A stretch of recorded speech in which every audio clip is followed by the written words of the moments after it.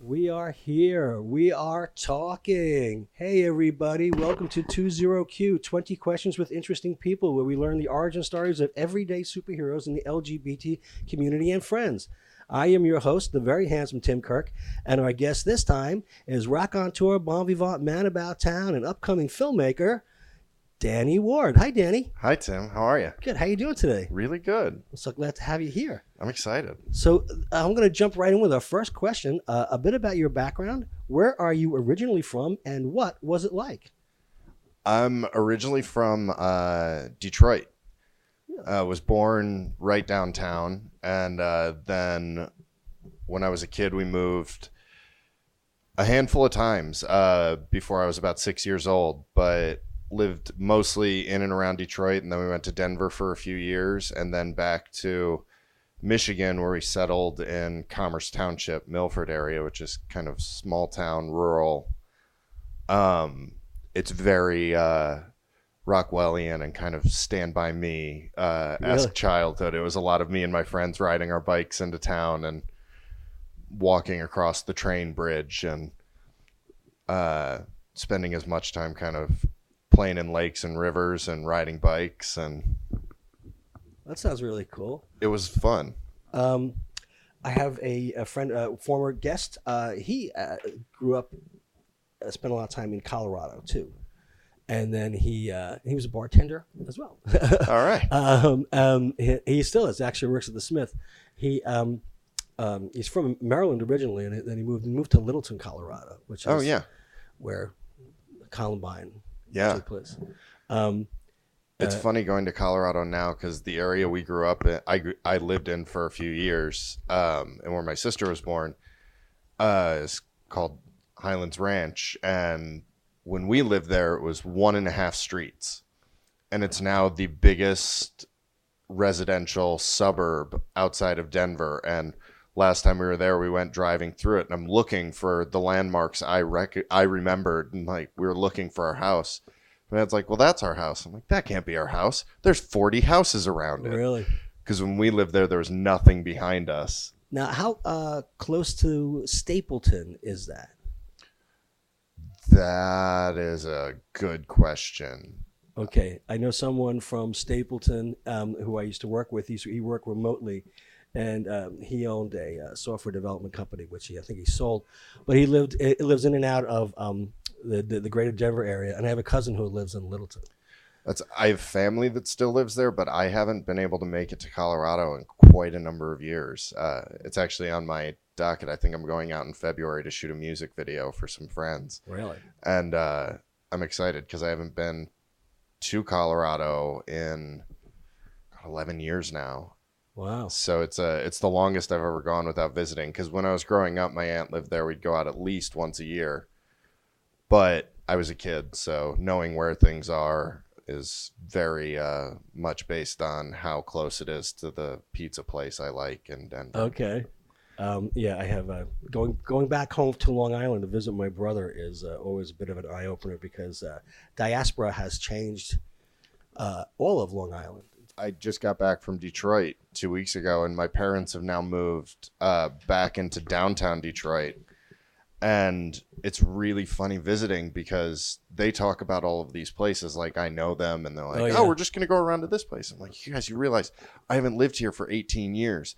And last time I spent any time in downtown Detroit, the street that your apartment's on was a street that like was recommended we don't walk down.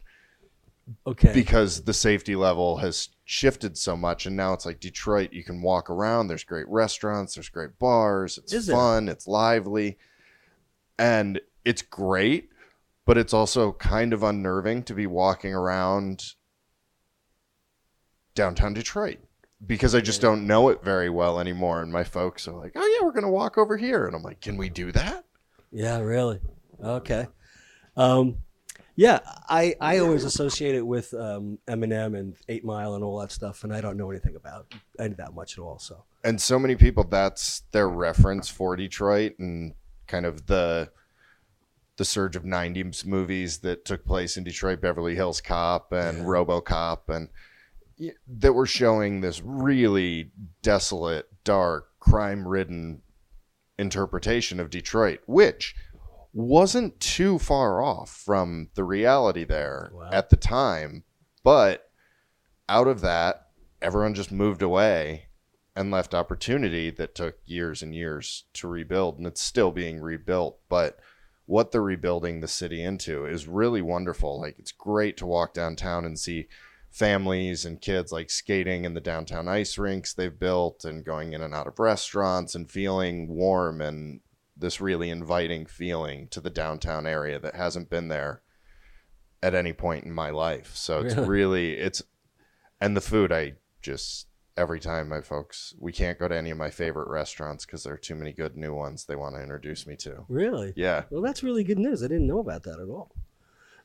That's kind of interesting to me too, also because I had been reading that so much of the literal infrastructure, meaning the pipes and the sewers, had been corrupted and burst because plants had grown through them and through windows and houses. All the sidewalks had buckled and the roads were crumbling. So to hear about and that's this is, still definitely the case. I mean, just last week, a water pipe burst and the entire downtown area has been on a boil water warning for a week of like, just boil your water before you drink it just to make sure. And there's still things like that are going on because of the decades and decades of corruption and poor city planning and neglect that went into those areas that, you know, a handful of years ago when people are talking about, you can go to Detroit and buy a house for $5,000 and, you know, you can buy a building. Yeah. And yes, that was a reality, but there were also realities that came with that house where I had friends who moved into certain neighborhoods that were basically abandoned, had been half burned down. Some of the houses had been started to be rebuilt, but the building developments went bankrupt in the midst of building it. So they moved into these houses that they got for a steal, like to buy a house outright for $5,000 that needs, you know, another $15,000, $20,000 worth of work, but you're still buying a house for, you know, $25,000. May or may not have been structurally sound, but that's your job, is to fix it up. Right?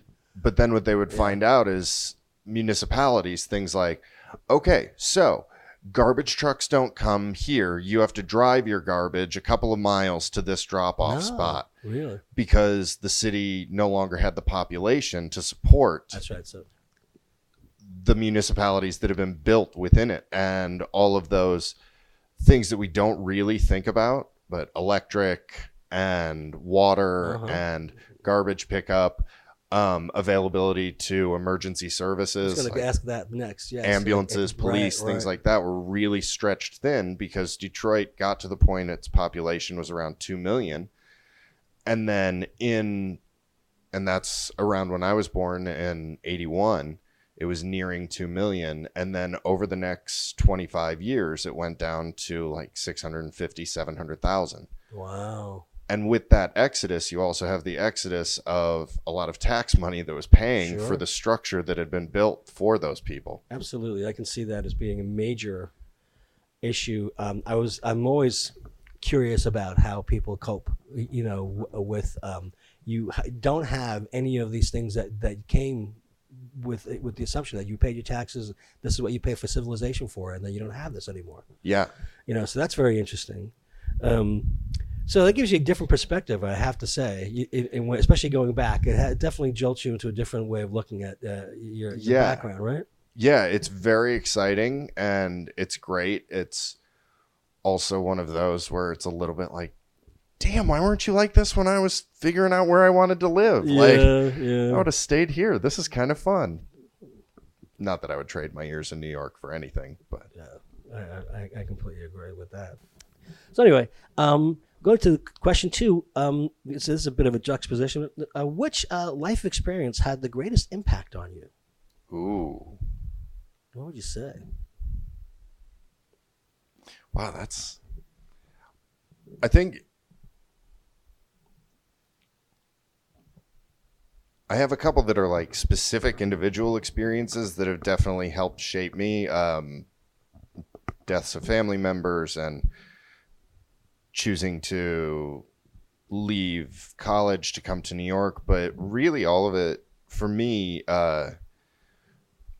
my dad worked in advertising growing up, and I grew up going to his office and going to set with him, and I would go into his office and do my homework, like in the mat room with all of the guys who were building the storyboards and building all of the background sets for the commercials and for the pitch elements. So most of my school projects were pretty polished and were using professional that's pretty art cool. design and being able to lean over to professional art directors being like, hey, that thing you're doing on that ad there, could you show me how to do that so I can do it for the cover of this paper I'm writing? Why, sure.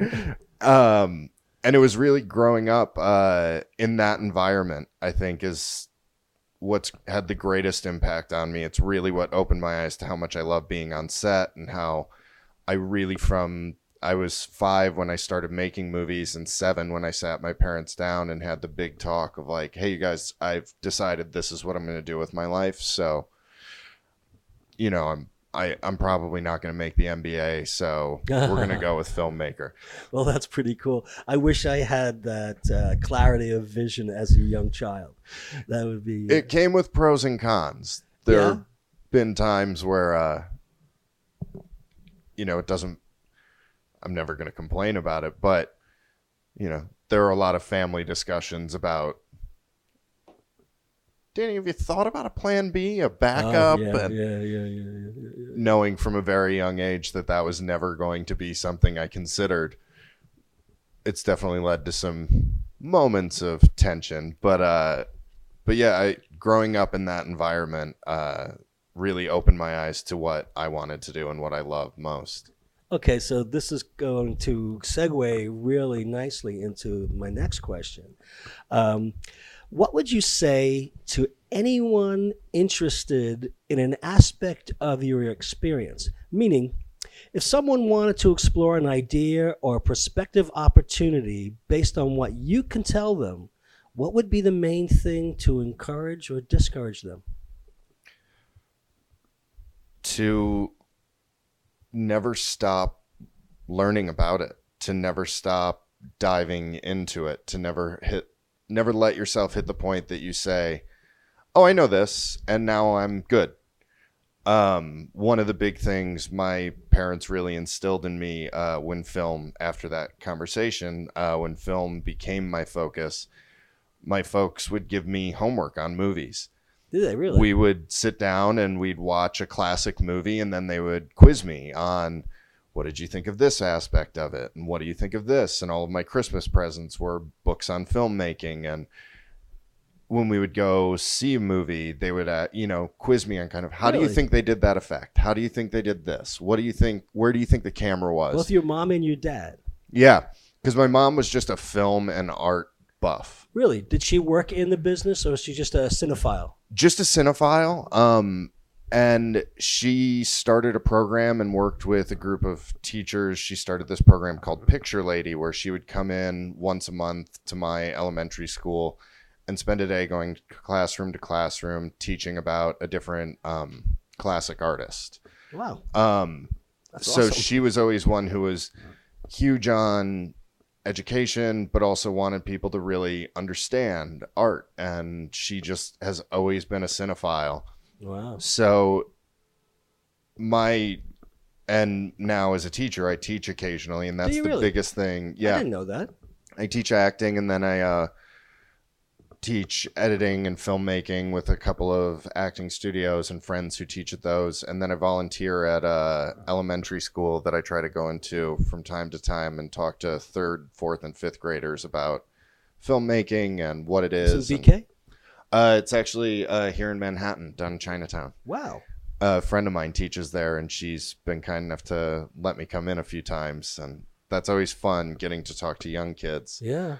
But although it may sound a little contradictory, given I left college to move to New York to pursue it professionally, I never stopped studying.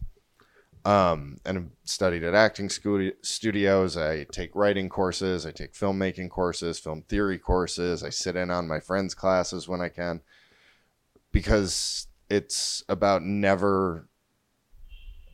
there's never a point you know everything. Yeah. And always pushing yourself to learn more, to go further into it, whatever it is you're interested in, whatever it is you love. If it's, freighter ships that are tracking oil across the sea, or, hockey, there's never a point you're going to say, no, I now know it all. I am the expert. Well, there might be one or two people, but it's that constant pursuit to keep learning, to keep knowing more, to keep pushing yourself further into it so you can really understand it and why it attracts you. Yeah, and what motivates you. Yeah. Right.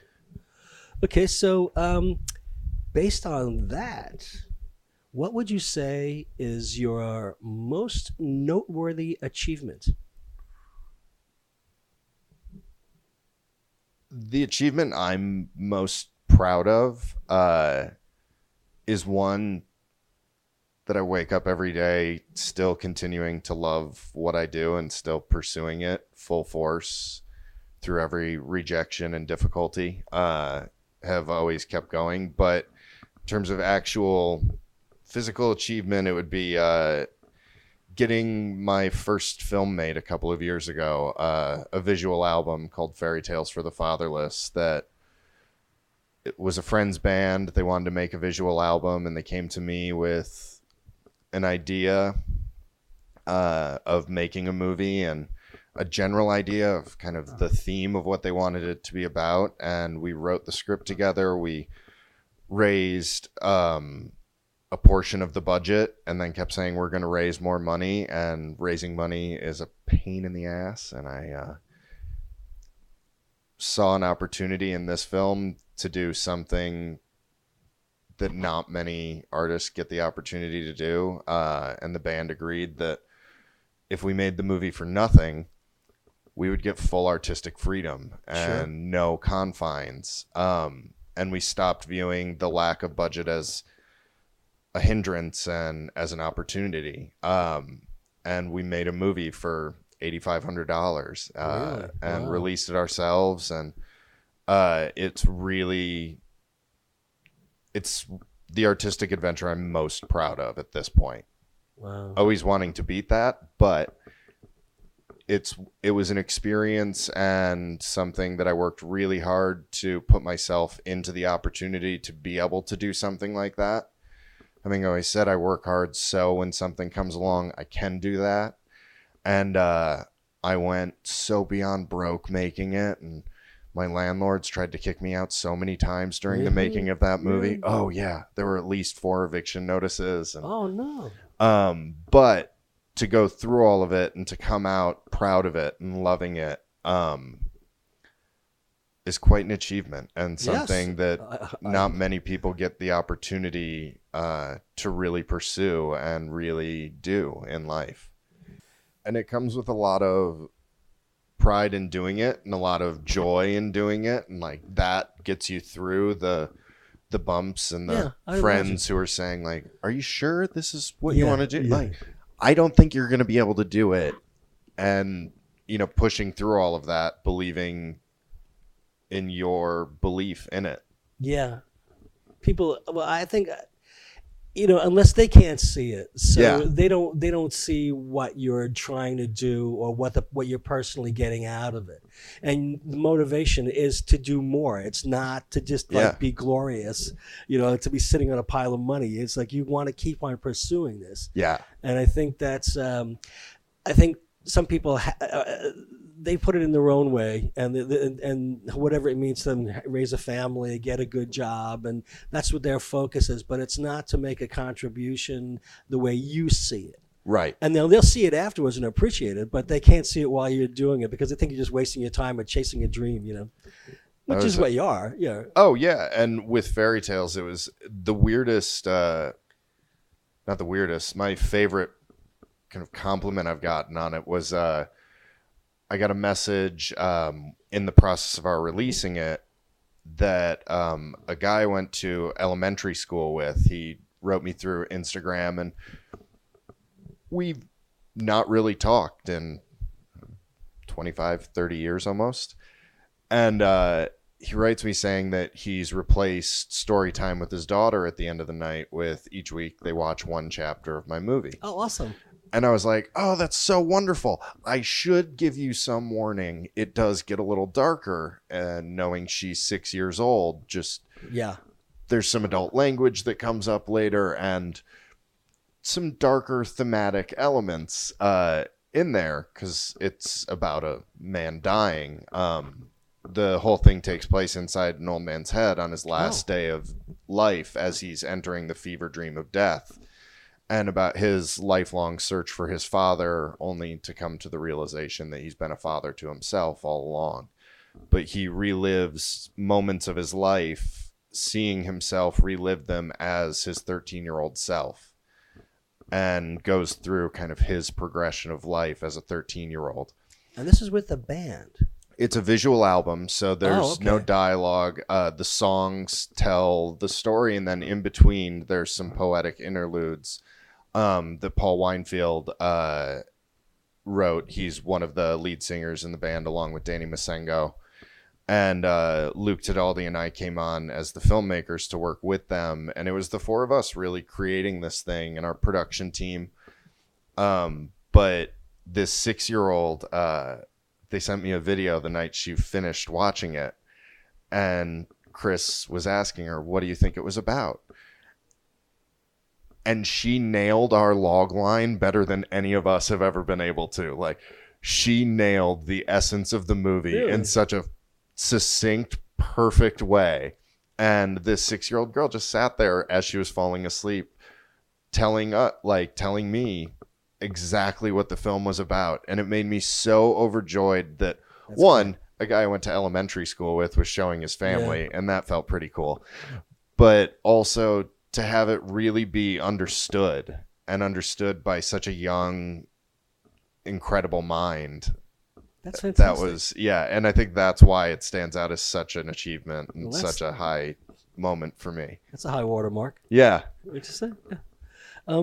So since you've had this, what would you say was the biggest personal challenge you've faced? A personal injury, a seemingly overwhelming task, a personal or professional goal, a difficult situation you had to overcome?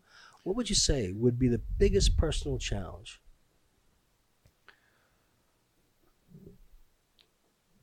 Continuing to plow through, continuing to keep going towards the goal and keep going towards the dream, no matter how many times I've faltered, stumbled, failed along the way, projects, films of mine that didn't get made. And in my early days in New York, when I was pursuing acting as more of the forefront of the filmmaking quadrilateral goal I'm going for, the going to auditions just day after day after day, being dead broke and continuing to wake up and say, it's okay that I'm dead broke because I'm doing what I love. And, being dead broke and jumping onto jobs that don't pay just because the people I'm working with are great and because of this. So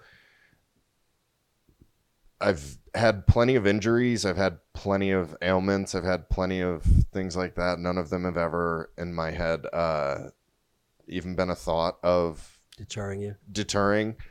The times that it gets tough are the lonely, really broke moments of like, wow, it'd be great to ask that girl out, or it'd be great to go on a date. I have $3 to my name, so that's gonna be a sad date. And the times of just really feeling that pressure of how long can I live this life, watching my family kind of continue to be like, okay, so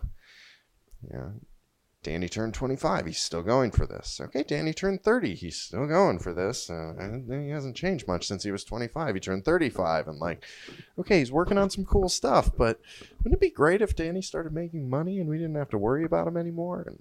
And luckily, a lot of that has subsided as a lot of commercial work started to come in because of fairy tales. But maintaining that dream and that goal, and then on the flip side of it, as production companies started hiring me for other jobs and Very cool. having opportunities of turning down like salaried positions because I don't ever want to stop pursuing my goal. And very good.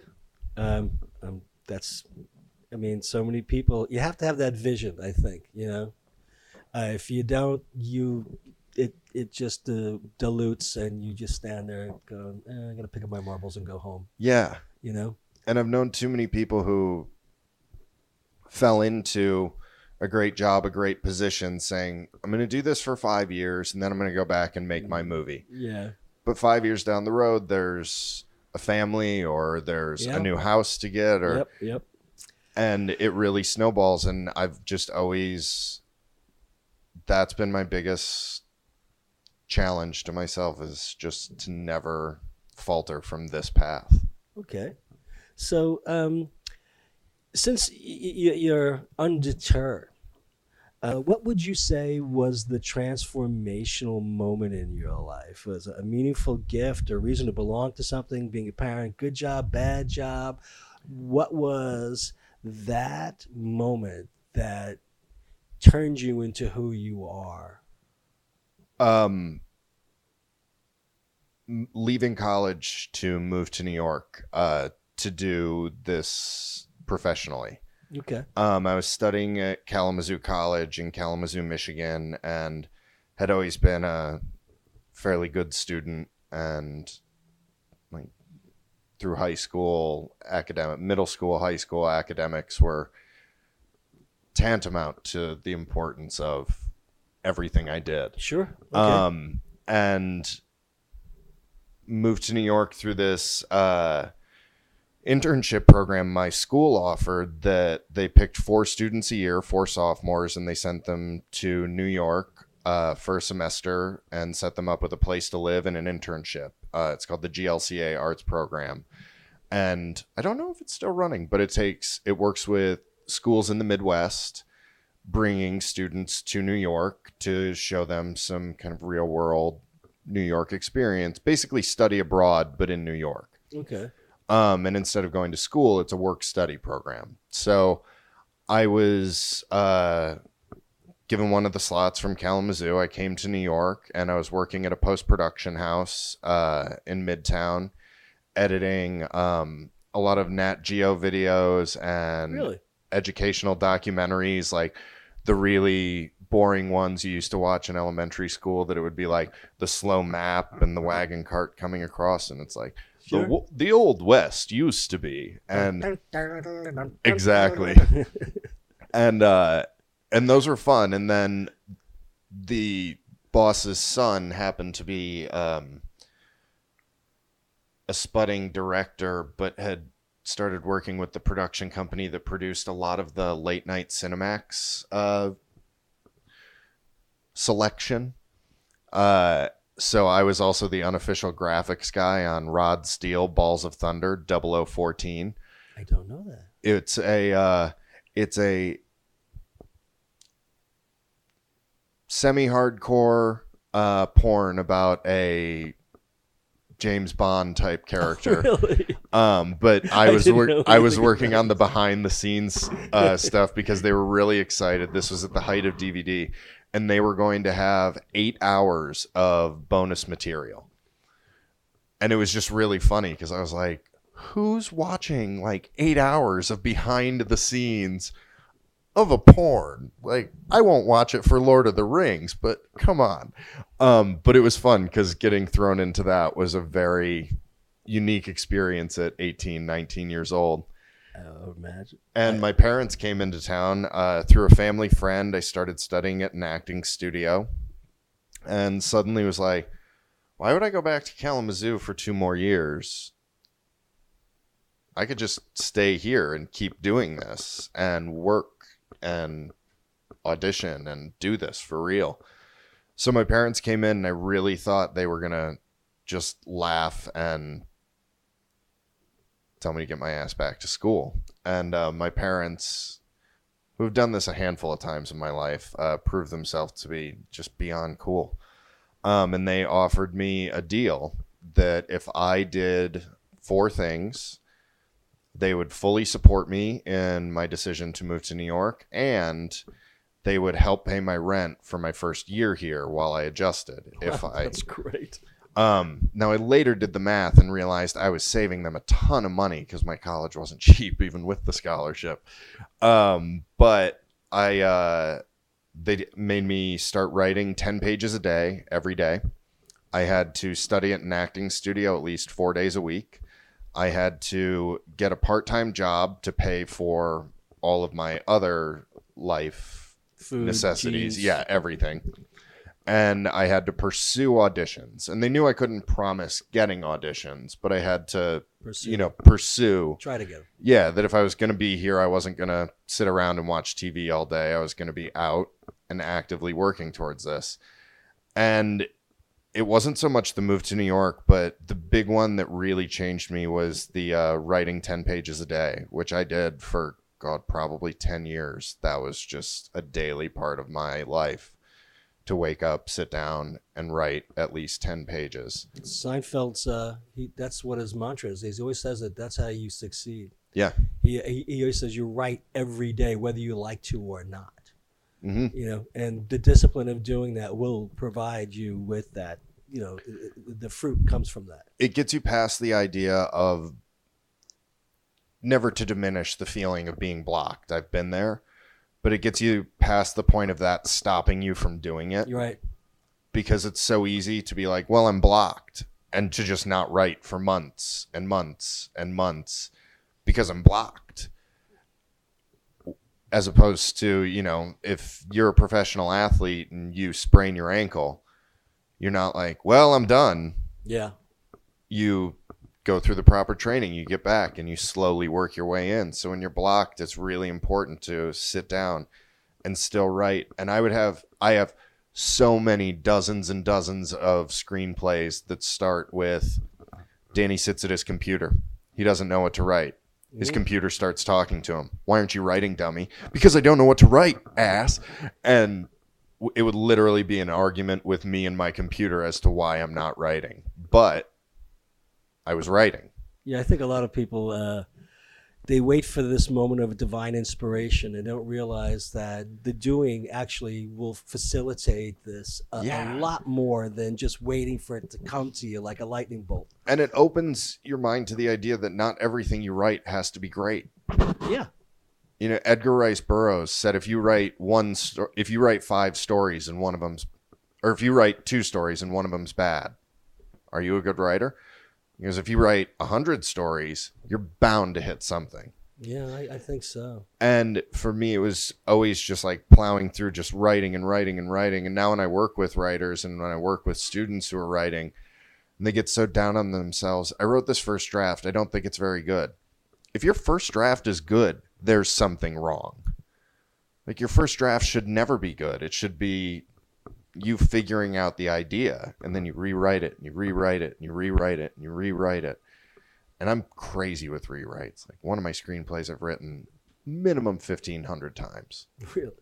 Now that was the script I was also figuring out how to write while writing it and finding myself through it. Since then, I've gotten, the number of rewrites down to like 30, 40. But still, that's a lot.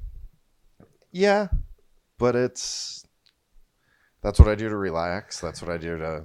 That's what motivates you, I guess. And here's a question. What drives you? What gets you up in the morning?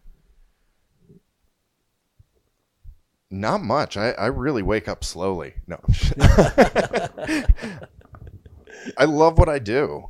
And I love who I do it with. I'm really lucky. I get to work with a lot of friends right now. So the idea of getting up and being able to make movies and thinking back to when I was 7, 8, 10 years old, sitting in my bedroom looking at the movie posters that I still have on my wall today. Really? And, looking at that progression of, wow, it's been 30 years and we're still doing this. Nice. And doing what I love. Well, I knew somebody tangentially. I never really was particularly fond of the guy, but he said something astute a long time ago. Because he was making a living as an editor for a while as a young man. Mm-hmm. I think he came out of Tisch, I think. But he was a little bit insufferable. And he said something about there's a point where Spielberg gets up every day and he just goes to the office because he's not particularly inspired. He's just, Mm-hmm. even if you're Steven Spielberg, you can't be constantly with 24/7, firing on all cylinders. I mean, it can't happen. No. It's impossible, humanly impossible. I'm like, well, yeah, that makes sense. So you have to say, even the blessed and the greatest, and they all have their down moments. I always think that also the well runs dry after if you've hit, like Irving Berlin said, there's like 8 songs. Yeah. It's like you just keep on doing the same things over again. But he was inspired enough to do those, and those were brilliant. Absolutely. And original. And it's like everybody does that. You wind up. I don't know if you repeat yourself, but you have to get to the point where you do these things that are so great that they're bedrock of culture first. So everyone has a lot of leeway and a lot of room to grow. Absolutely. You have to. No one has done anything like timeless classic yet. So Yeah. You're on your way.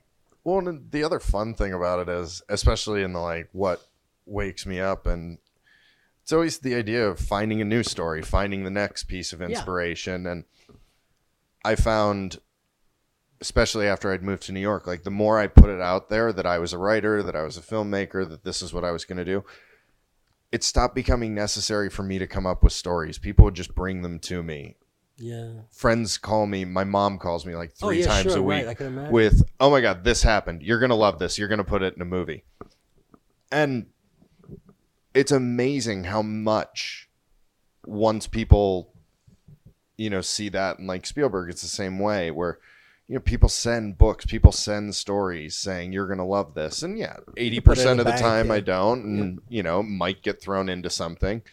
But every once in a while, you hear that one and you're like, that's interesting. And it clicks with something else, You're exactly. Like, I can fold that right into this. Yeah, and it's always a convergence. It's never like, I'm going to take your whole idea. It's like, you just gave me an idea based on that thing so-and-so said yesterday and that experience I had on the subway last week.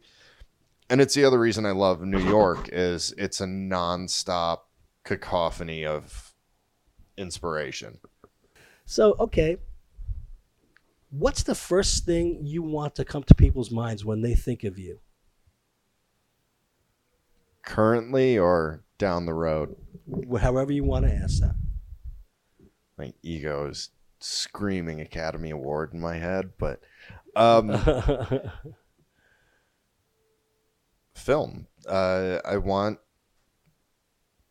to be really synonymous with the films and the art that I put out there. Recently had a conversation with a friend about how people get to know me, and I had let a few friends read all of my screenplays. And to me, that's the best way to really get to know me. Like, that's a little door into my thinking process. So for me, it's good film. Okay, hopefully. Awesome. That's totally fine. I'm a weird, singularly focused. When I was in 2nd grade, we had to write a paper, or I'm sorry, 5th grade. We had to write a paper that was, you're being interviewed on TV at 30 years old and the interviewer is asking you about your life. So my teacher gave us these questions and we had to, short format essay each of them. And the response on his was, this was really good. I would have loved to know more about anything in your life because I outlined my next 3 film projects. That's kind of fun. It's but that's who you are. I mean, It is. That's I hope when, people think about me, a nice, fun guy would also do for me. But Mushroom was a fun guy. yeah. I hate that shit. Okay, so anyway, what is your Zen?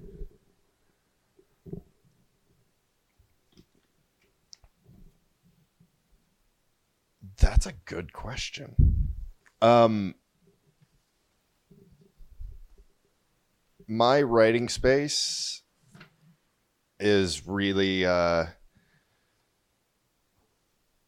my Zen is solitude, and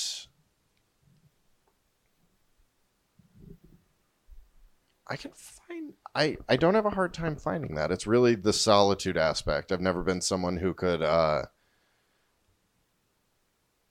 create at a coffee shop or write at a coffee shop, or for me, my most peaceful moments come when it's me in my space, generally wearing this old ratty robe that I've had for a lot of years.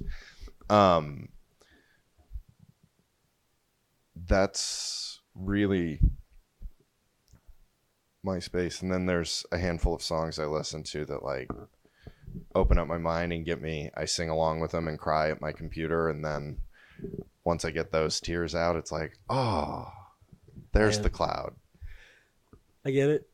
For years, I was a chef and I cooked, and even when I do it now, just that you get lost and yourself goes away, and it's just the greatest feeling. And some people just can't. They don't understand it. And this is from a repetitive manual labor, and they don't understand that how you can do or feel that. But I do.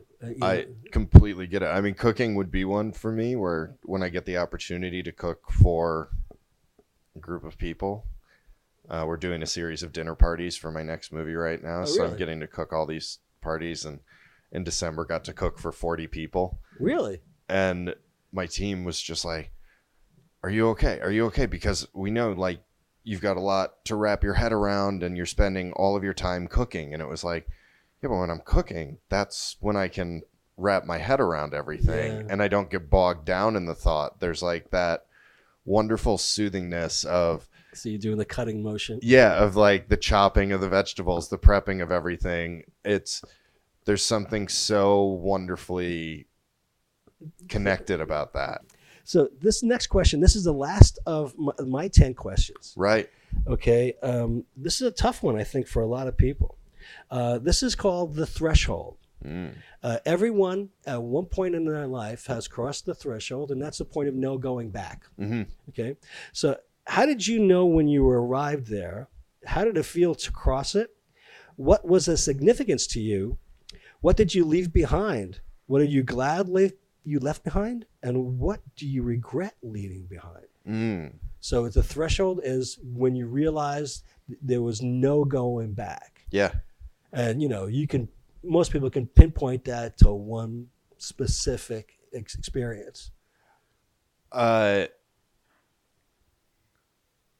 There's definitely the moment I mentioned earlier, the leaving school to move to New York and that progression. But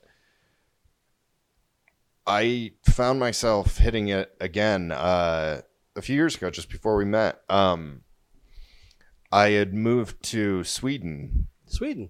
Yeah, I lived in Sweden for 5 years, just about. Know that at all. From 2009 to just about 2014. So it was about 4.5 years I was there, and had moved there for love, and that didn't quite work out. A Swedish, yes, wow, love affair. It was interesting moving to another country, and I did 2 years in Gothenburg and then 3 years in Stockholm, which was amazing, and when my ex and I split, I was in a really good place in Stockholm.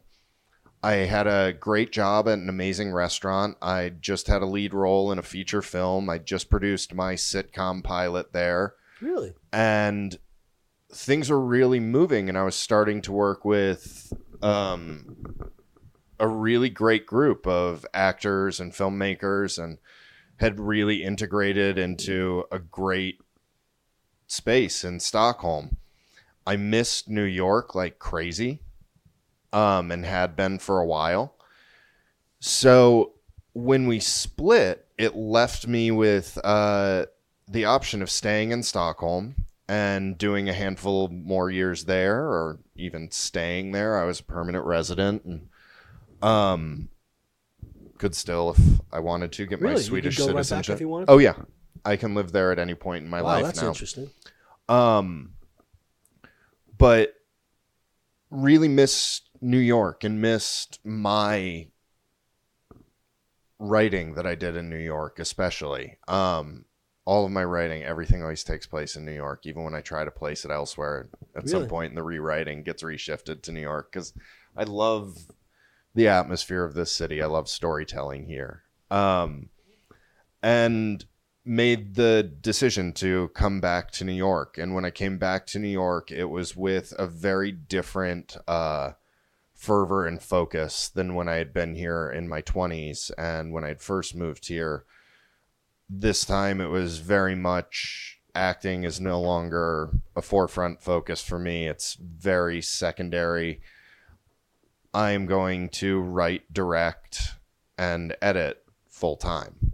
And came back and did. And, you know, I've jumped into some times of bartending here and there, but I've really been able to get by just doing the things I love, and really reshaped my life and reshaped my priorities and who I hung out with and when I hung out with people and why I hung out with them. And it really solidified this as this is where I'm going to be and how I'm going to live for the rest of it. Wow, that's really interesting to hear what you gave up, but also you did leave a lot of that behind, didn't you? Yeah, and it was, there was a lot of wonderful comfort in living in Sweden.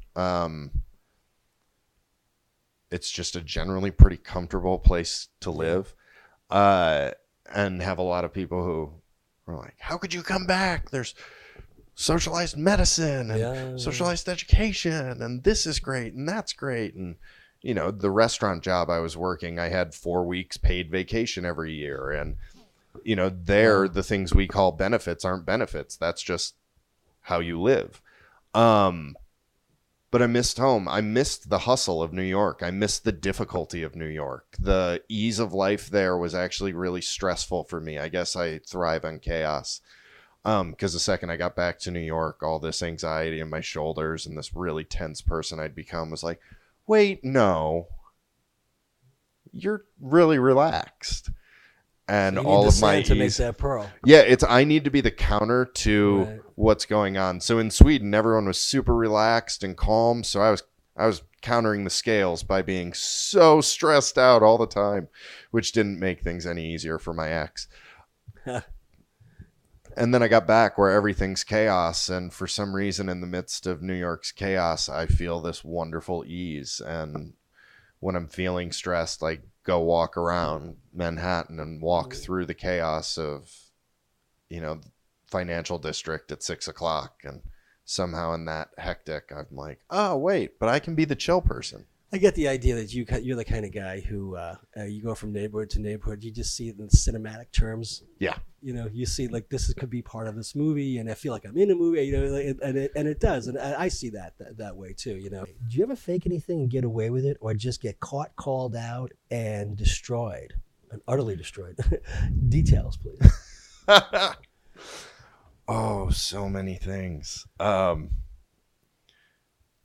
I would say most of the faking I've done has been behind the bar, working as a bartender, where One, getting my first restaurant job. Okay, yeah, that's my best. You'll be fake it. Okay. Oh, absolutely. Okay. So I had moved to New York with this goal of like, I'm never gonna be the actor who's a waiter. I'll do anything else. I don't want to be a waiter or a bartender because I didn't want to fall into the stereotype of it. Sure. But of course, you work a couple of, other jobs and hear about your friends who are working in restaurants, and it's like, well, they're making a lot more money for a lot more with a lot more flexibility. And I got cast in this short film that was shooting at a restaurant that was in my neighborhood, and the director, who later he's to this day one of my really close friends, but we were on our last morning of shooting, and I go, hey, by the way, any chance you guys are hiring? He's like, oh, you've waited tables and bartended? I'm like, been doing it for years. I've never done it once in my life. Oh my God. But I mean, I've eaten out and I know the basic steps of what a waiter does, with the table. I don't know anything about what goes on with the interaction in the kitchen or the bartender or any of this. So I fake that I know how to bartend and wait tables. And he's like, absolutely. Actually, we have a waitress leaving tomorrow. So if you can come in tomorrow, you can trail with her. And the day after you can start working. And I was like, sure. Great. Fine. And I came in and just kept faking it. And at one point, and they show me the computer system. And thankfully, the computer system was new to the restaurant. So they were all... I get asked the question right away, have you ever worked with this POS system? And I'm like, oh man, you're technically not even lying. No, I have not worked with this one. And so she's showing me how to like put the food order in, and it's like halfway through the evening, I'm ordering a drink and the manager comes up and she asks me a question. I was making an Irish coffee. I get an Irish coffee order. No idea how to make an Irish coffee. So the guy's like, oh, I have an Irish coffee. And I was like, great. Just out of curiosity, because, all right, my mom likes hers really particular. How do you like yours? And he goes, the normal way with coffee and an Irish whiskey. And I was like, great, I'll be right back with that. So I go get a coffee mug, put a shot of whiskey in it, pour the coffee and set it down. He's like, usually it comes in a wine glass with whipped cream on top. Oh, you like it like that? No problem at all. So the manager comes up. She's like, you've never done this a day in your life, have you? I was like, no, I totally have. I gave you my resume. You can call any of the numbers on there for references. I was so paranoid about getting a restaurant job. I had lied about all these restaurants in Michigan and had called all my buddies and been like, I'm putting your name onto this. Exactly. So she like calls the first two, and my buddies know if it's a 212 number showing up to like answer. So Brad's like, Bradley's Pizzeria. She's like, hi, calling about a waiter yet? Danny Ward? Ah, Danny was great. We're so sad he moved to New York. Take good care of him. Hang on. So next one, she's like, neither of those were restaurants. I was like, no, they weren't. I've never done this a day in my life. She's like, that's all right. We'll show you how. You seem pretty nice. And they let me stay on. And I ended up becoming manager there a while later. Really? But it was this guy's face when I set down the Irish coffee as just a coffee mug. It's just like, son. I faked my way into my second job. My first job, I actually worked at the beach flipping burgers. And nice. That was interesting, and I learned how to do a few things. And because by the time I got to culinary school, I found out how bad I was. How much I didn't know. But I faked my way into my second cooking job was a pub. I was cooking pub grub and crepes, quiche, fondue, all that stuff. And I lied and I said I can make veal marsala and chicken franchise, which is what in 1983, which is what he served in the suburbs. And actually I was not bad. So they were like, oh, okay, he's good. So and then I remember I worked at a place called the Village Atelier on Hudson and Morton Street, and I had been a veteran by then. and I was working in the front, and this kid came in looking for a bartender job, and the only reason anybody was going to give this kid the time of day is because he was friends with somebody I had previously worked with, and he was from Alabama, and the other guy's name was Possum Dawes. Right? His name was Possum. What a name! So if you know somebody named Possum, I was like, well, you obviously, you strike a chord with the guy. So we gave him the opportunity to. He said, okay, could you make a couple of drinks? And the kid was just deer in the headlights, and he started doing everything ass backwards. And we're like, you've never really done this. He goes, well, I made drinks in my parents' house. So we're like, okay. Yeah. And like, we really need somebody, like you're not going to work out. So that's happened. I've had that happen before, but those are the two fake moments of my life where, like I didn't get caught, and I definitely caught somebody else. So those things happen. So what's other questions would you like to talk about, answer, or think about? I was going to say I'm going to kind of go random. Yeah, people. I mean, people tell me what their most treasured possession is. Or those mentor, maybe. Yeah. Do you have a mentor or a role model? Yeah, I have a few. There have been. I mean, my dad definitely kind of the forefront of them. Being the one who would take me to work and show me how all these inner workings of things I loved were. On a personal level, my mom's dad, who actually yesterday I found out is named Daniel. Really? So my grandmother just passed away, and yes, I'm sorry. Thank you. They're going through all of their old stuff, and like getting together all the paperwork they need to close out accounts and all of that. And they find my mom's dad's birth certificate. Now, we have known him as Victor his whole life. That's all anyone's ever known him as. And when my folks named me Daniel, they thought it would, like, there was no one in the family they were naming me after. Oh. And he never said anything, so we're not even sure if he fully knew that his name was Daniel, because his parents always called him Victor. But he was originally Daniel Victor Melisani. So it's weird. Like 2 days ago, I found out he's also my namesake, or I'm his namesake. On a personal level, he was just always, everyone always spoke so highly of him. And that's the other thing with my dad as well. Like for years, everyone would say he's the nicest guy working in advertising. And when I was a kid, it was always taken as like, okay, thanks for, giving my dad a compliment to me. But, I'm 14 and you work with him. What else are you going to say? Yeah. But then when I got older and I started working independently in the industry and would be brought in on a freelance job and someone, hey, any relation to Mike Ward out of Detroit? You said you were from Detroit. I'm like, yeah, he's my dad. I'm like, he's the nicest guy I've ever worked with. And it's like people who could say to me, like, your dad was a dick. Yeah. Because they were paying me. They don't need to be nice. So the two of them, and then I've had a few guys who worked with my dad over the years who really helped me understand art and who helped me navigate that jump from doing it as a hobby to doing it professionally. But Nono and my dad are my two mentors and role models. Yeah. That's pretty neat to say that and to hold that close, So there's a couple other ones that a lot of people like to answer. This is one. What did you grow up misperceiving? Song lyrics, geography, scientific fact?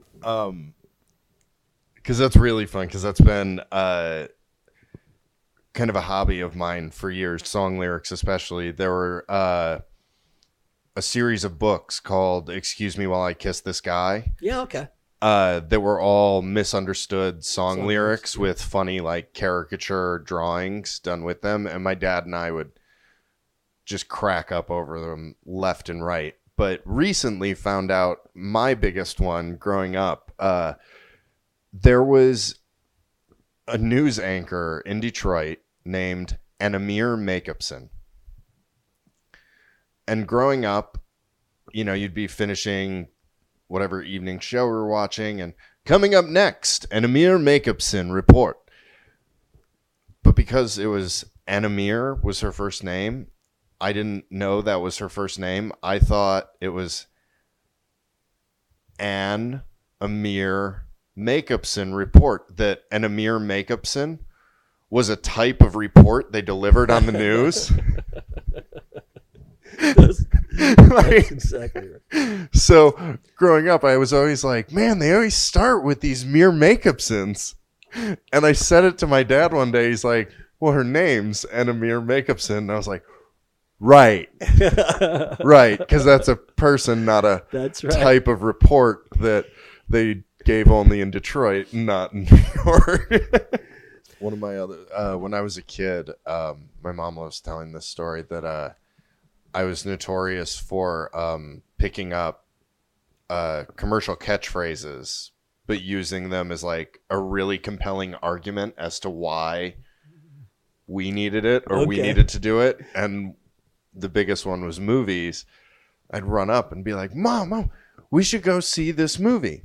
She'd be like, okay, but we can go, you know, later this week, or we'll go next week, or whatever, you know. Yeah, we'll do that.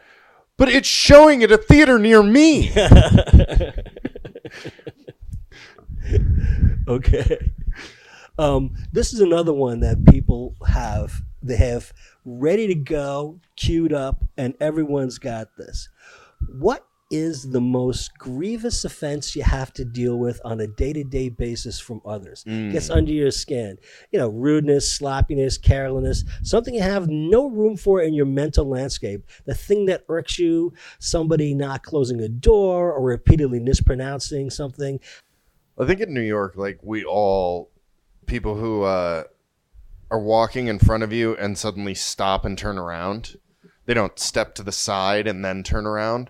Or if there are three people walking in a row, especially in Brooklyn where the sidewalks are a little narrower, if there's three people walking in a row and they're walking slowly and you come up behind them and then they give me a rude look. Okay. Yeah. Those drive me nuts. But biggest one is I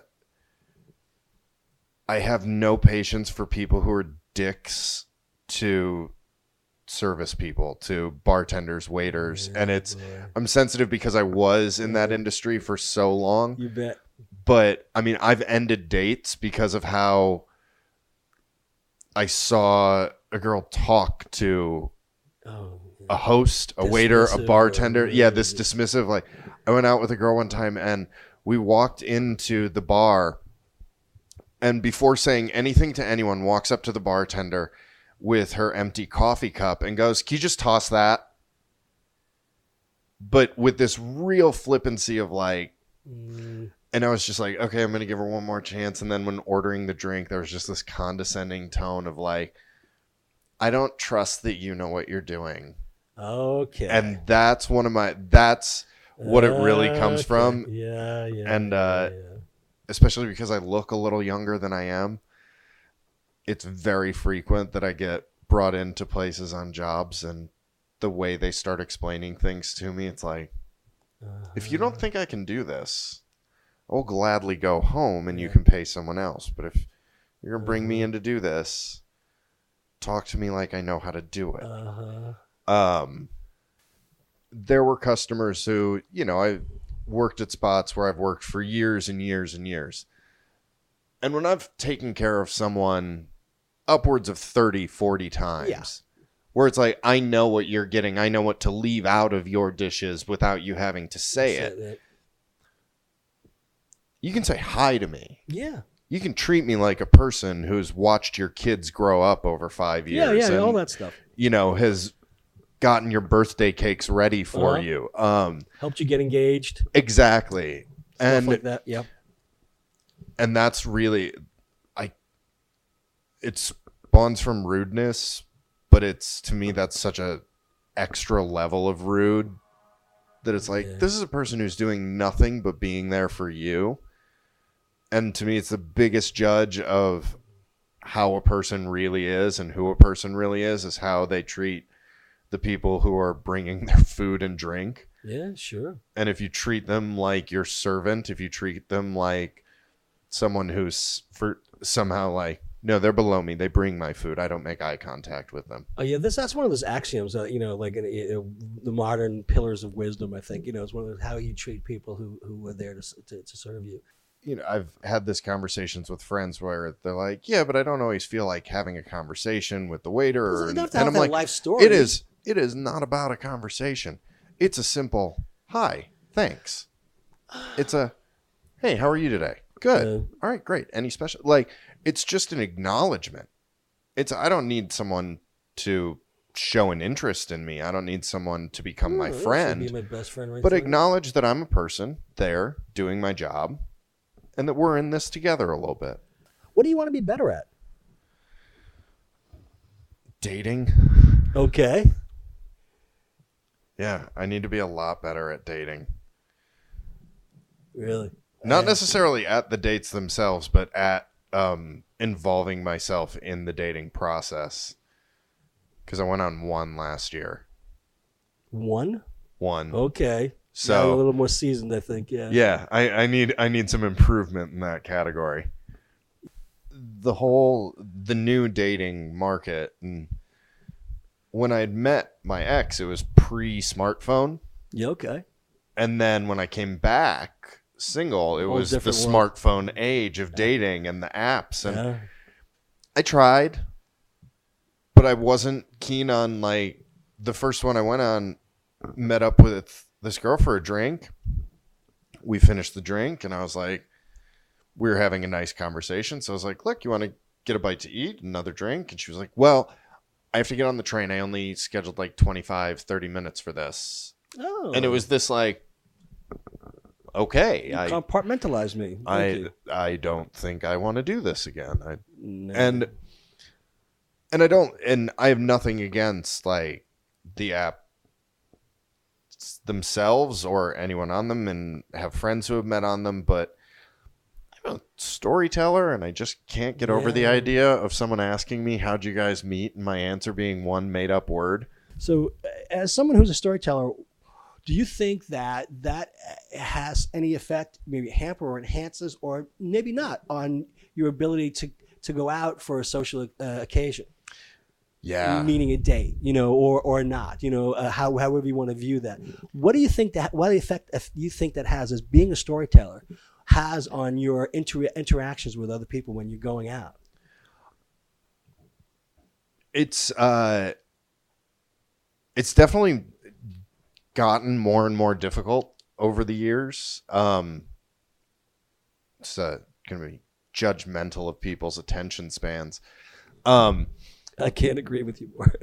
But it's one of those, like, I don't tell people how I feel by listing a series of feelings. I'm going to tell you a story, and from the way I've told it and the points I hit, I hope that you can surmise all the facts you need. Or in getting to know me, it's so often when I go out now, especially like some of the dates I've been on, it feels like a job interview. It's this like, what do you do here? What was your last vacation? What was this? What was that? And it's like this boom, boom, boom, as opposed to just having a conversation and letting stories naturally present themselves back and forth and learning about the person through their experience they're sharing with you. And as attention spans get shorter and shorter, people have less and less patience and understanding of stories, where I'll tell a story and so often people are like, oh, what about this? And I'm like, well, that was the whole point. That was why I was telling the story. Like, if it's not about something that there's a direct, like, financial or professional benefit from elements of the story, they don't want to know about it. Yeah. Well, aren't you just it's like I just thought it was a nice story about having ice cream with my grandpa. Like, from that story, you could surmise I'm very close to my grandpa, and I love ice cream, and I like camaraderie and goodwill. Yeah, and like, there were a lot of points thrown out in there that we could continue on, and I have a hard time when, especially on dates, if I'm communicating with someone who doesn't tell stories and isn't like that, because I don't want to interview you. I don't want to sit and just, not that I don't want to ask questions, but I want the questions to come from something you said, not like, okay, and next on the list. I don't want it to be organic. Yeah. Right. I want it to come from my, I think people have this. I don't know how you can be so buttoned down or compartmentalized where, like, now that you've satisfied, as far as you're concerned, the checklist, but that's not the whole point. It's right. It's not. It's like we're putting that aside, and it's just us. And of course, a lot of people are very afraid to open up, especially a stranger, someone they don't know that well. You know, and you don't have to spill all of your guts. Just tell me something about you. And that's it's, I feel like the app dating culture has really led to this level of conversation that goes beyond just dating, and it's general socializing, and the fact that we're used to seeing things in tweets and Instagram posts and blasts where it's like, here's a bunch of information. It's this like, and I've presented that to you now, so it was nice meeting you. And you leave interactions being like, I just learned a bunch of facts about that person. I didn't get to know them at all. Things they wanted you to think about. Right.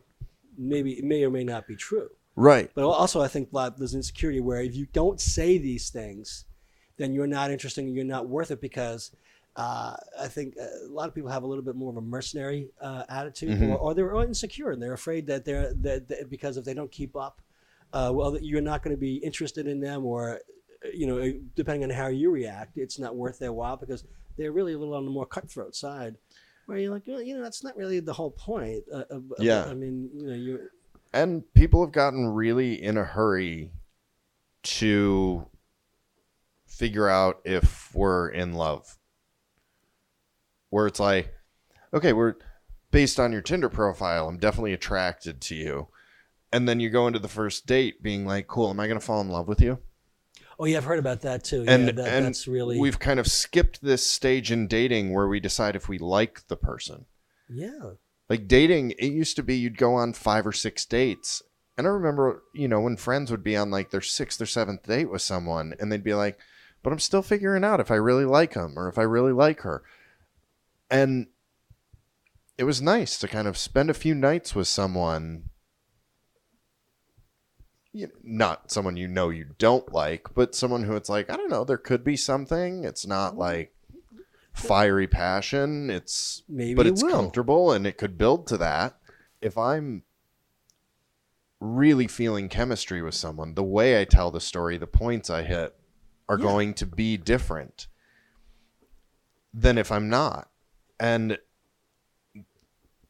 we've just gotten so far away from listening to and telling stories as something that's not, entertainment or informative, but just, I'm telling you a story because I want to tell you this story. I've been told by so many people that I should write a book because I tell stories. Yeah. And I want other people I can see when they start losing interest. Like, okay, forget it. It's like you have a very short attention span. Oh, I'm sorry I bore you. Right. And it's harder to tell stories now because people don't even know how to fake it anymore. There are certain situations where it's like, I'll be honest, you shouldn't be the main character in your story. Yeah.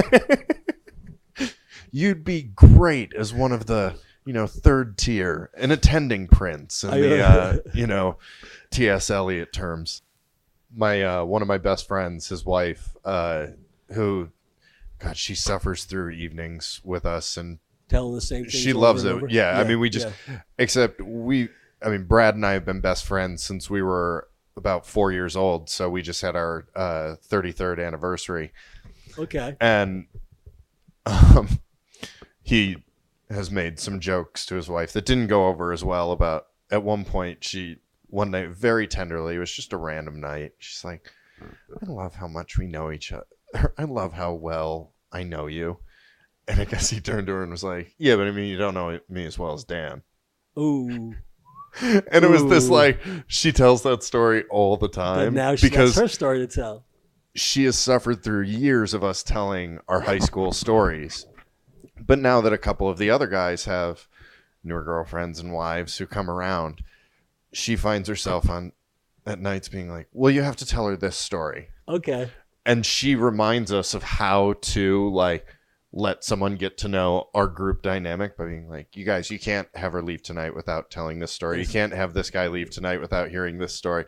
And they just had a baby, and she called me a couple of weeks ago, and we were talking. She's just like, oh, I can't wait until Bryce is old enough for you guys to be able to start telling him stories. I mean, he's going to be bored out of his mind by the time he's 20, but there's going to be a sweet spot in the middle. So anyway, so we got 5 more. Okay. Ideally, would you be an authority figure or someone with a great sense of humor? What does that mean to you? Yeah. That one's kind of fun. Okay. What would you think? Only because like my job as director often becomes an authority figure. Or when I'm teaching, I'm somewhat of an authority figure. Okay. I am very uncomfortable with authority, personally. That's why I work for myself, because I don't deal well with bosses. Which you can even ask Nick about at Giorgio's. That's why he's fired me so many times. He's fired. But to me, authority figure is different from leader. Authority figure is more of someone who's imposing their authority on you. A leader can lead in many ways, and I think sense of humor is one of the strongest ways to lead in certain situations, because there are a lot of generals out there who would disagree with me on that, I'm sure. But I've always found leading and guiding through a sense of humor makes people comfortable with what they're learning, makes people comfortable with what you're asking them to do, makes people comfortable with you being in charge, that it's not a sense of humor about what's being done, but I don't know, presenting things in a way that makes it entertaining and fun. And I think the best humor is the stuff that shows that the person speaking is vulnerable. Yeah. That brings humanity to something. Everything isn't cut and dry, and you can relate to somebody who's vulnerable as opposed to something that is just an object. And I feel a sense of humor also, generally they say people with higher IQs usually have a good sense of humor. To me, a sense of humor also shows knowledge of what you're talking about. To be able to laugh about something, to be able to make a joke about something, to be able to find humor in something, there has to be an innate understanding of what that is. So especially if you're leading through a sense of humor, it gives credibility. I say emotional intelligence. Yeah. So anyway, do you have any regrets?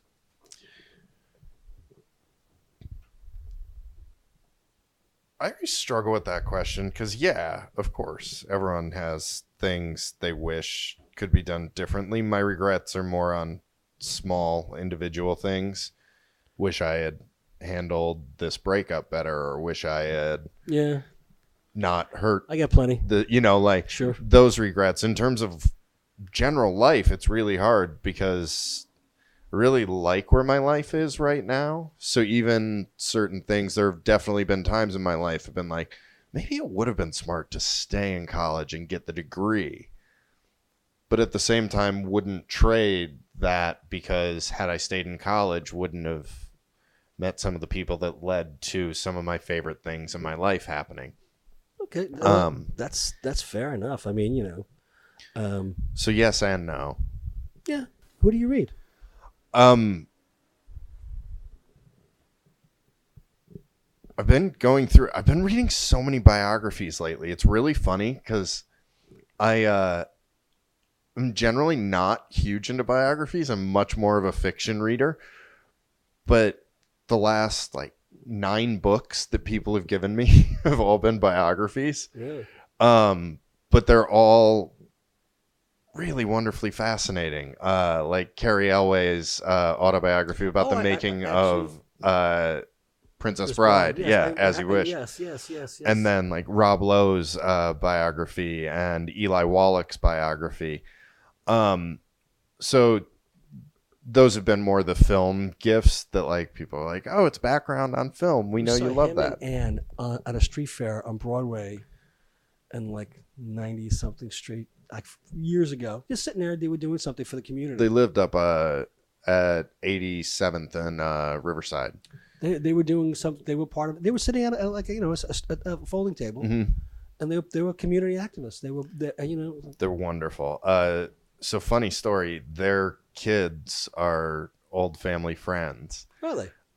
Peter and Roberta, and they were hugely influential in my parents supporting me and in my moving to New York. Oh, very cool. And my first headshots that were ever taken, Peter had me meet him at this address, and I walk in, and I open the door, and there's an original Hirschfeld of Eli and Ann. Really? And I'm like, that's cool. And he's like, oh, yeah. They're old family friends. And I look in the corner and it says, happy anniversary, you two crazy kids. Wow. And I'm like, okay, where are we? And he's like, oh, it's my folks' apartment. So I got to take my first headshots in New York in Eli and Ann's apartment, really? Which was just a very like, okay, moving to New York's cool. Yeah. I really love Bret Easton Ellis. And then I read a lot of short stories and poetry. Amber Tamlin's got 2 books of poetry out right now. Is she? Well, she has, I think her 5th is about to come out, but her last 2 I've really, really liked. And then T.S. Eliot, I just kind of go back and read all the time. And a bunch of Fitzgerald stories that have just become kind of like writing tools for me almost, and they're put myself kind of into a calming mood. And I love reading screenplays. I get sent a lot of scripts nowadays from friends and writers who want me to take a look at things. So that's cool. A lot of my reading I get to do at this point is like budding writers who are challenging themselves. And my college roommate is an incredible writer. He actually has a show opening on Broadway next week. Really? Be More Chill. My college roommate Joe, and going back and like reading some of his stuff and is really fun. So it's been nice the last number of years meeting so many great writers. Wow, I get to read awesome. friends' stuff now. Since you read a lot of poetry, have you ever heard of or read Philip Larkin? No. He's a poet laureate of Britain. He wrote what is the collection is called High Windows. Oh yeah, yeah.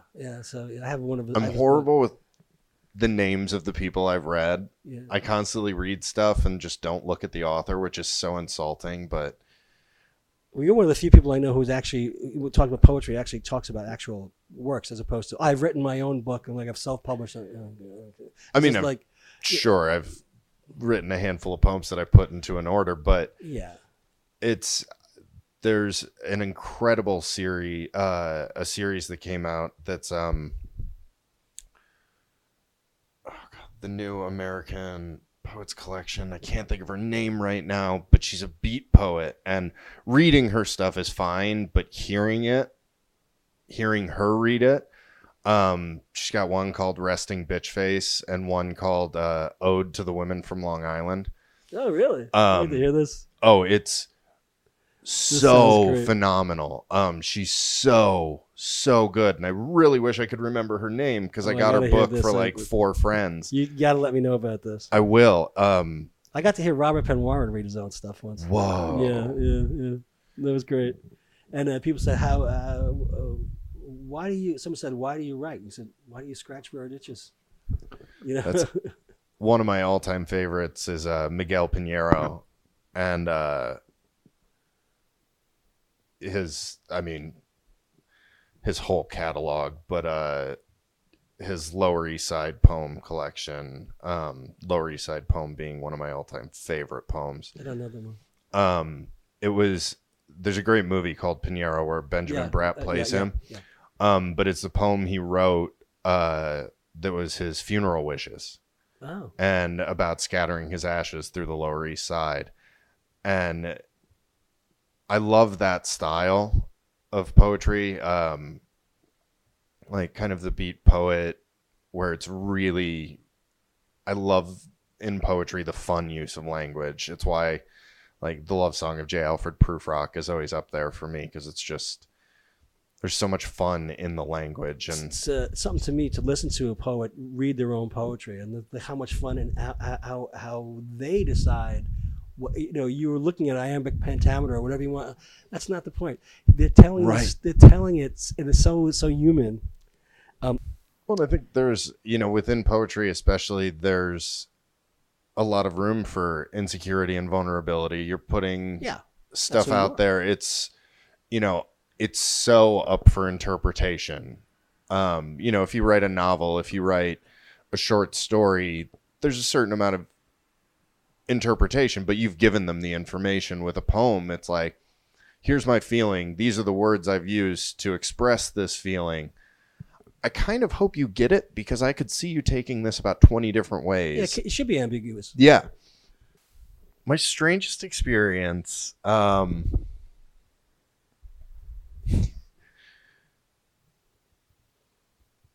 there have been so many just weird little ones over the years. Okay.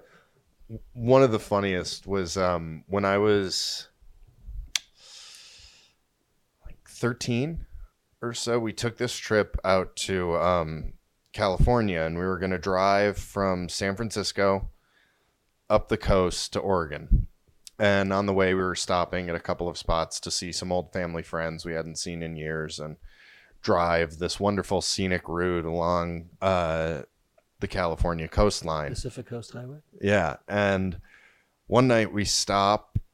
It starts raining a little bit, so we pull off and we stop at the next small town called Garberville. And it's up in northern California and Humboldt County. And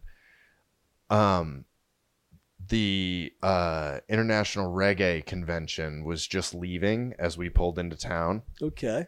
So it's just charter bus after charter bus dreadlocks of reggae musicians. And I'm a kid at this point, so I don't know that aroma as well as I do now. But we get out of the car and check into the one room motel, and we go across to the diner, and we walk into the diner, and there are all these homemade brownies out. Say Ruth's special brownies, special with quotes. And I'm like, oh, I want a brownie. And I was like, you're not having a brownie here. And my mom and dad are really tense and uncomfortable. And they sit us down and they're like, okay, we're going to eat and we're going straight back to the hotel. We're going to sleep and we're going to get out of here in the morning. So they didn't tell us because we wouldn't have understood. But years later, it became a funny story. So when my dad was checking in at the motel, he was like, is there a good place to grab a bite to eat? We're just driving up the coast. And she was like, yeah. So you're not from around here? He's like, no. And she's like, okay, you can go to Ruth's Diner right across the street. Here's the thing. You guys showed up in the midst of harvest. Everything not on Main Street is private property. And it is harvest. It is a high likelihood you will be shot if you leave Main Street. By the farmers protecting their farms. You bet. So my folks spent the night terrified. In the room, just safeguarding everybody. Yeah. Yes, sure. My sister and I are like, oh, this place is fun. There are all those musicians, and that place has homemade brownies. Yes.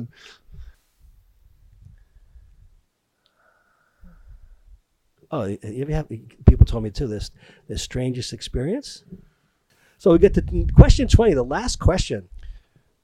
What was the strongest bond forged? I have a lot. I mean, my best friend Brad is definitely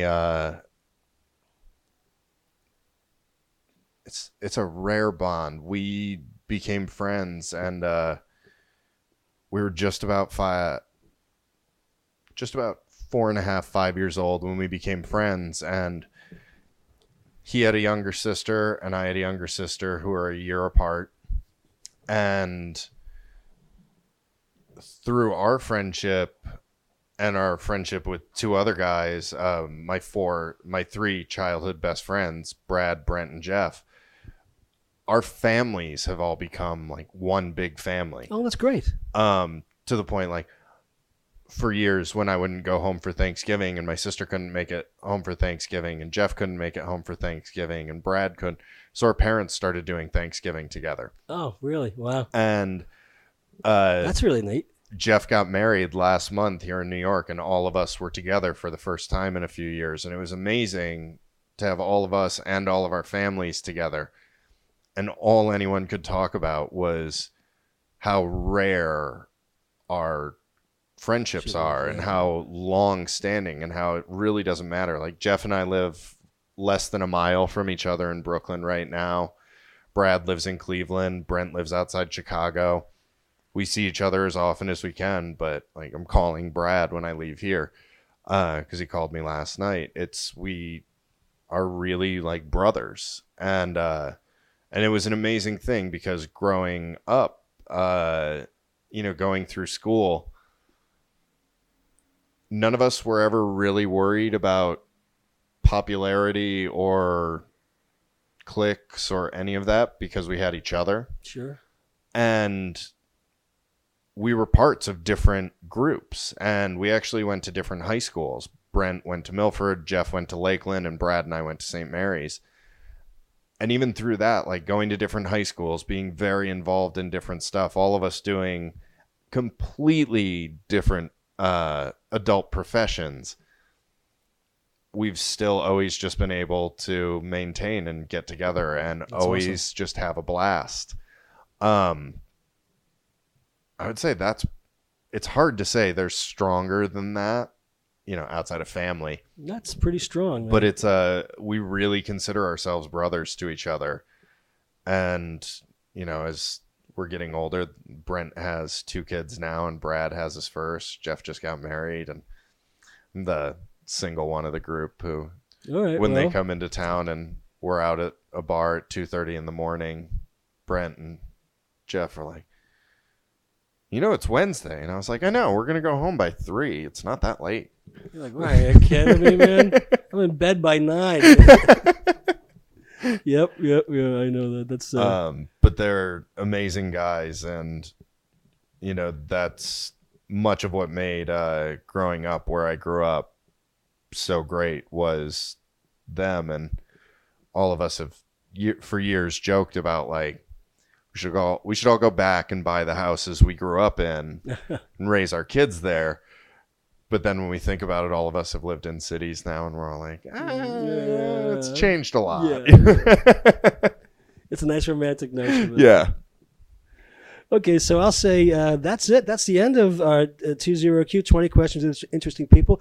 Danny, you have upcoming work to talk about before we go? Yeah, I've got Fairy Tales for the Fatherless is out there now. You can find it at fairytalesforthefatherless.com. But we're in the process right now of casting and getting everything together to shoot my next feature, 6 Dinner Parties. At some point in spring, summer, it depends on the schedule of which lead actress we end up with. Really? But having a lot of fun with my team, getting things ready for a really fun, dark insight into relationships. Not dark in a bad, I forgot the word comedy in there. Really dark comedy. Okay. Very good. Okay, well, thanks again. It's been a pleasure, an absolute pleasure. And as I say at the end of every show, as the kiddies say, peace out. Peace out. Thanks. See ya.